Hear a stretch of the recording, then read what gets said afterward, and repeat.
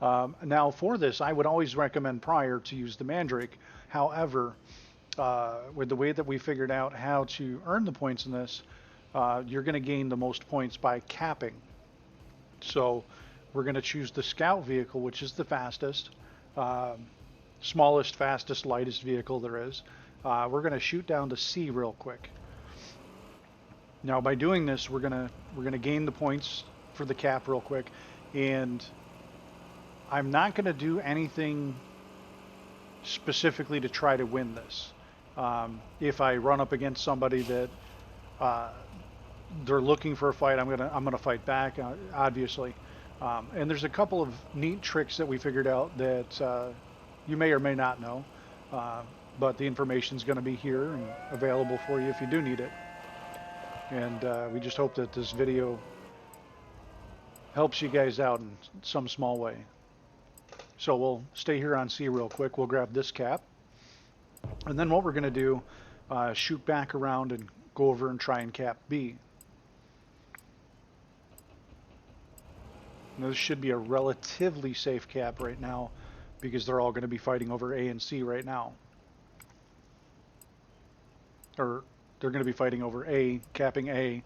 By the time I cap C and get out of here, they'll probably start heading here. But again, we're not trying to pick a fight. We're just trying to get the cap points. Now, this works the same way the Winter Mayhem event did, where if you hold more caps and get a kill, the kill is worth more points. But again, we're not worried about the kill points so much as we are the cap points. If you get kill points, that's great.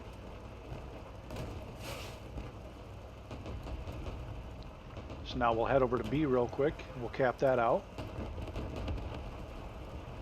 Hopefully avoiding the disaster that's going on out there in the middle.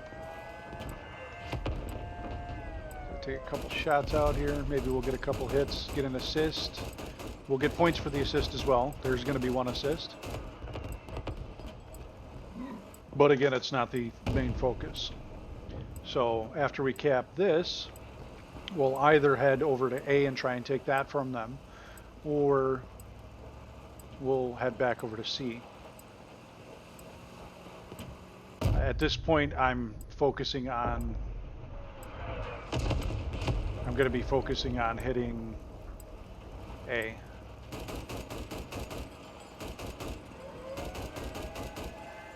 Alright, we're going to try and take this guy out now because he's stealing our... Nice! Stealing our points. There's also something else that I'm going to show you in the video. Once I get damaged enough where I'm going to have to either die or self-destruct, if you need to self-destruct, you want to do it at a point where you're able to get far enough away from somebody where they can't shoot you for a total of 7 seconds. Take 7 seconds with no damage and then self-destruct, and the enemy team does not get the kill. That's going to be very helpful building points for your team. Alright, so we're going to go ahead, finish capping out B. We're going to go over and take A if we can.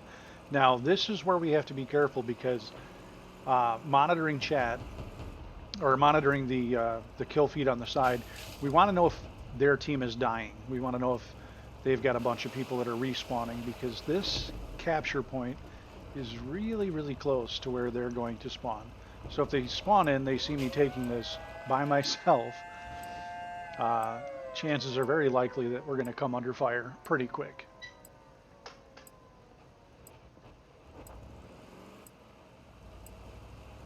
Go ahead and finish this one out, and then probably sneak around to C.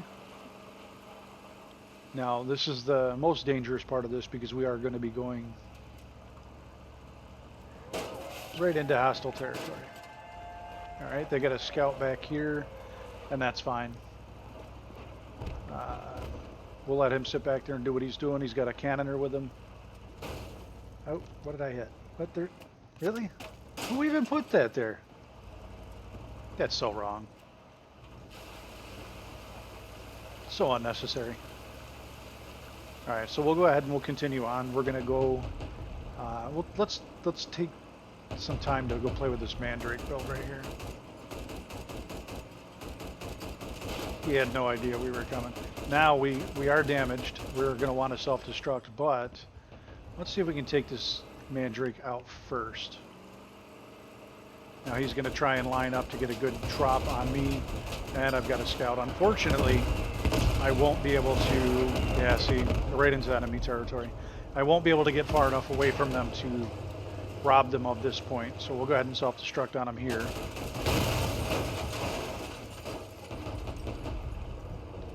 Now, even with this method, as you can see, we still have 19 to 25, so the points, the spread's really not that big. We're not really affecting because we're not getting kills. There's less people actually physically working to get kills, but we're not affecting the points so much. If we continue to keep caps, we will affect the points because our teammates are running around getting the kills, and we're going to be boosting the amount of points that they get per kill by keeping the caps on our side.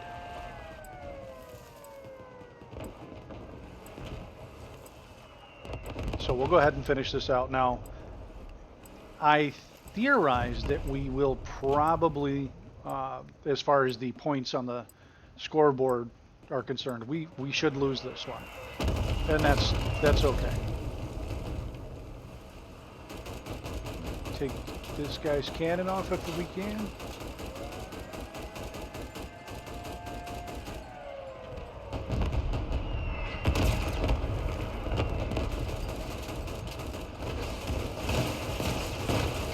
It's not going to happen. Okay, we'll self-destruct. Didn't even get that. And again, that's okay. We're just trying to get the points for the caps. Some assists if we can. So we're going to go all the way up and try and take A now, because they're all working on C. So we don't really want to be in there. We do have our team in there, and that's fine. While they're in there fighting that out, we'll go up and we'll take A, keeping the majority of the caps on our side so that we continue to get the most points available per kill. And they're not going to be focused on A because they already own it, so there's no reason for them to be here. This should be a pretty easy cap.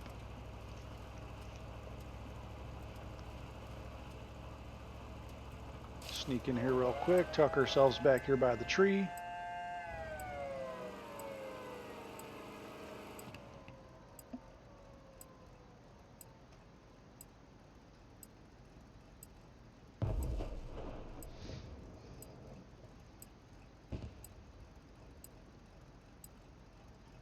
And there we go.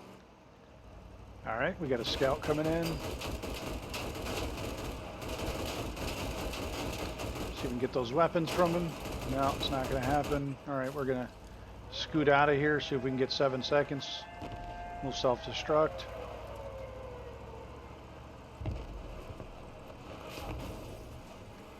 And there we go. Self-destruct out of the way. Now they should not gain points for this. And they did not. Don't think we're going to have enough time to spawn back in. We'll give it a shot. All right, we're back in. They get one more kill on us, we lose. But we should still gain a positive balance on points. We did get a couple assists. Got quite a few caps. Capping is going to be where you're going to gain the majority of your points.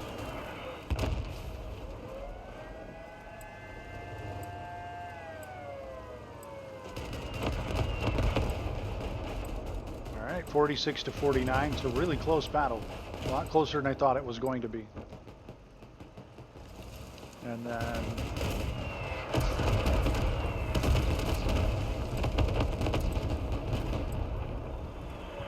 there's that cap. We're going to go back up to A. All right, we're into overtime now because the score is so close. I believe it is the next kill. It could be a certain amount of points you have to be over the other team. I'm not exactly sure. I had this happen a couple of times already. The one time I did pay attention to it, we were able to get one more kill, and it gave us the win. But we're going to go ahead and cap this one out, see if we can hold all 3 objectives. And as I thought, that is a loss, but even though it's a loss, it is a gain of 29 points. So our rating is our points. You're going to get points for your kills, which I did get 2. Your points for assists. Actually, I didn't get any assists, and I'm not sure on why. Points for base capture, 27. So 27 out of 29 of my points came solely from capturing the base. Now, I'm not suggesting that your entire team should go out and just capture bases, because it's just not feasible. You're going to lose every single match. You will, however, still gain points just from capturing the base. That's where the majority of your points come from.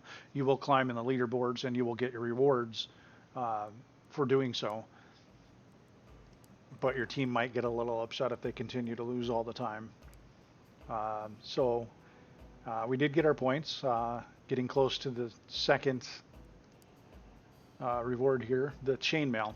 Actually, I've seen this on a couple of builds, and it's one of the items that I don't have that I would like to add to my inventory. Then we've got, now these, the towing cables, these are rewards that had been given out in previous events. Do have a couple of these already. Wouldn't mind a couple extra. We do have some new halogen headlights. And I'm not sure you've got you're going to get 2 of those. And then going up into the next tier, your very next thing is going to be the paint unlock. Don't mind the flames, but it's a nice tan and green camo. We already saw the toiletry bag. I got a can of bleach in there. Got a whole bunch of stuff. It'd be nice to put right on the back of your build. Just cover the whole back. Then we've got another camo paint. It's more of a brown, tan, and green. And then the coveted armored duck.